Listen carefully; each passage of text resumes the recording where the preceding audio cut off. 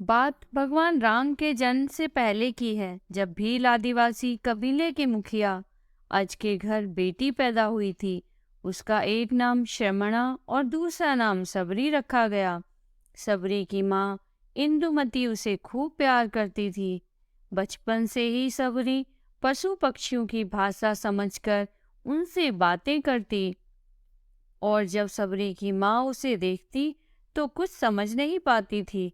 कुछ समय बाद एक पंडित ने सबरी के परिवार को बताया कि वो आगे चलकर सन्यासी बन सकती है। इस बात का पता चलते ही सबरी के पिता ने उसका रिश्ता तय कर दिया।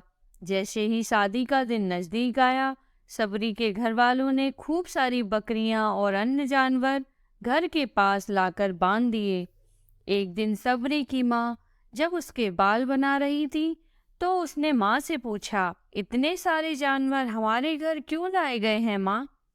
माँ ने जवाब दिया, बेटी, तुम्हारा विवाह होने वाला है, इसलिए हम लोगों ने इनका इंतजाम बलि के लिए किया है। तुम्हारी शादी के दिन ही बलि प्रथा होगी और फिर इनसे स्वादिष्ट भोजन बनाकर सबको परोसा जाएगा। यह सब सुनकर सबरी दुखी हो गई। काफी देर तक सबरी ने उन जानवरों को आजाद करने के बारे में सोचा।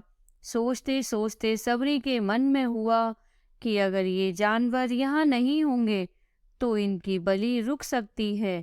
ऐसा नहीं हुआ तो मेरे घर से कहीं चले जाने पर ही यह बलि रुकेगी। जब मैं नहीं रहूंगी तब ना विवाह होगा और ना ही बलि प्रथा। इससे मासूम जानवर बच जाएंगे। इसी सोच के साथ जानवरों को रखी गई जगह पर सबरी पहुंची।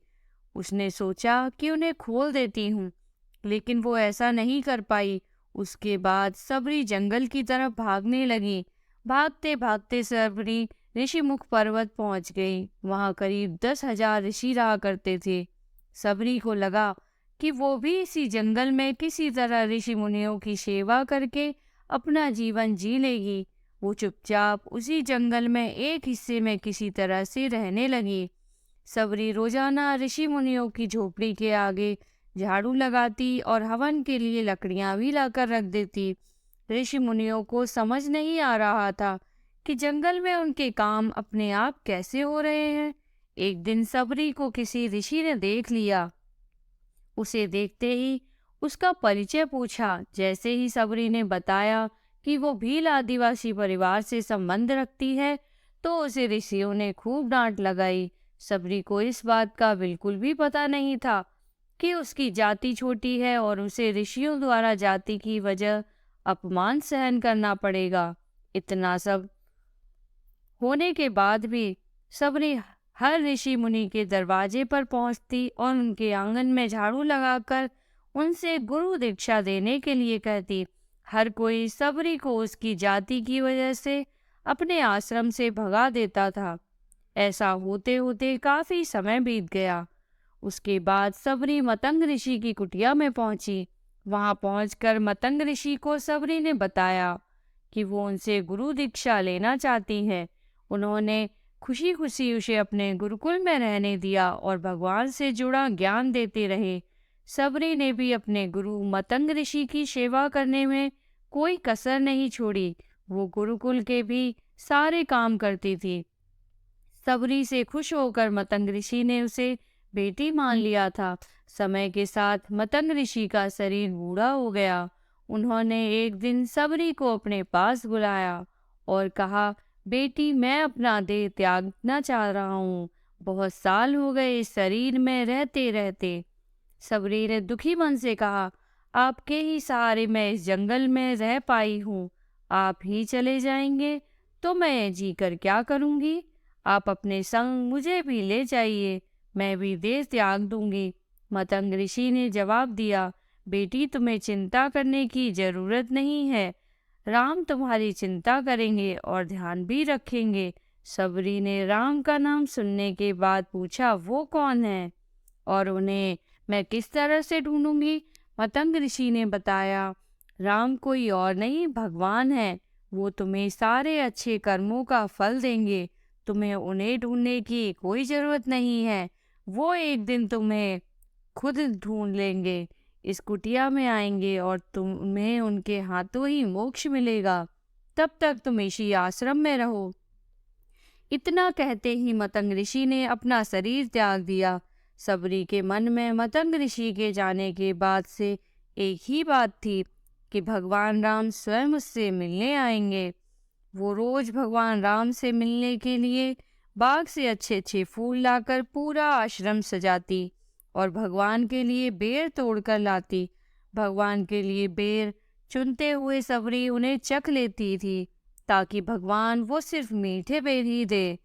रोजाना सबरी इसी तरह भगवान के दर्शन की आस में फूल और बेर इकट्ठा करती रहती थी।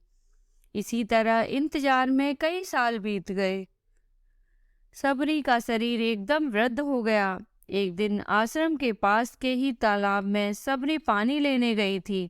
तभी पास के ही एक ऋषि ने उसे अछूत कहते हुए वहां से भागने के लिए कहा और एक पत्थर मार दिया। वो पत्थर जब सबरी को लगा तो उसे चोट लगी और खून बहने लगा। बहते हुए खून की एक बूंद उसी तालाब के पानी में गिर गई। तभी पूरा तालाब का पानी खून में बदल गया। ये सब होता देखकर ऋषि ने सबरी को ही डांटा और कहा कि पापिन, तुम्हारी वजह से पूरा पानी खराब हो गया। रोज ऋषि उस पानी को साफ करने के लिए अपनी कई तरह की विद्याओं का इस्तेमाल करते। कई सारे जतन करने के बाद भी कुछ नहीं हुआ। फिर उन्होंने गंगा जैसी कई पवित्र नदियों का जल भी उस तालाब में डाला, फिर भी तालाब का पानी साफ नहीं हो पाया और वो खून जैसा ही रहा। कई सालों तक तालाब के पानी को साफ करने की कोशिश के बाद भी कुछ काम नहीं आया तो ऋषि ने थक कर सब कुछ छोड़ दिया। इस घटना के कई सालों के बाद भगवान राम अपनी पत्नी सीता के हरण के बाद उन्हें ढूंढते हुए उसी तालाब के पास पहुंचे। ऋषि मुनियों ने उन्हें पहचान लिया। भगवान को वहां देखकर ऋषियों ने तालाब का पानी साफ करने के लिए कहा। भगवान को अपने पैर उसमें डालने के लिए कहा, लेकिन पानी जैसे का तैसा ही था। ऋषि मुनियों ने भगवान से भी कई अन्य जतन करवाए, लेकिन वो पानी जस का तस खून जैसा ही रहा। तब भगवान ने ऋषियों से पानी के रक्त में बदलने की कहानी पूछी। तब ऋषि ने सबरी को पत्थर मारने वाली सारी बात बता दी। उसके बाद कहा कि वो महिला ही अपवित्र है, छोटी जात की है, इसलिए ये सब हुआ है। उसी वक्त भगवान राम ने कहा, ये सब आप लोगों के खराब वचनों से हुआ है। सबरी को इस तरह के शब्द बोलकर आप लोगों ने उसे नहीं बल्कि मेरे दिल को घायल किया है। इसी घायल दिल के रक्त का प्रतीक यह तालाब का लाल पानी है। आगे भगवान राम बोले, कहाँ है वो माई, मैं उनसे मिलना चाहता हूँ। तब तक सबरी उसी तालाब के पास पहुंच जाती है। इस दौरान सबरी के पैर को ठोकर लगती है और कुछ खून उस तालाब में गिर जाती है। तभी सारा पानी साफ हो जाता है।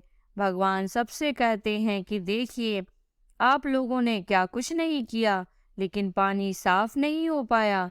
अभी सिर्फ इनके पैर की थोड़ी सी धूल ने ही तालाब का पानी साफ कर दिया। भगवान राम को सबरी पहचान चुकी थी। उन्हें प्रणाम करके सबरी ने कहा, भगवान आप मेरे साथ कुटिया में चलिए। भगवान की भी खुशी खुशी सबरी के साथ चल पड़े। फूलों से सबरी ने भगवान राम का स्वागत किया। वो सीधे बेर तोड़ने के लिए बाग में गईं और चक चक कर उनके लिए बेर लेकर आईं। उन्होंने बड़े ही प्यार से भगवान राम और उनके भाई लक्ष्मण को बेर दिए। भगवान राम ने भी उतने ही प्यार से उन बेर को खाना शुरू किया। तभी बेर देखकर मुंह बनाते हुए लक्ष्मण ने कहा, भैया ये बेर झूठे हैं, इन्हें आप कैसे खा सकते हैं? भगवान ने जवाब दिया, लक्ष्मण ये झूठे नहीं बल्कि बहुत मीठे हैं। सबरी माई हम सबके लिए बहुत प्यार से तोड़ कर लाई है। इतना कहकर भगवान राम प्यार से उन बेर को खाने लगे। भगवान ने जाते हुए सबरी माई से कहा, आप मुझसे जो चाहें वो मांग सकती हैं।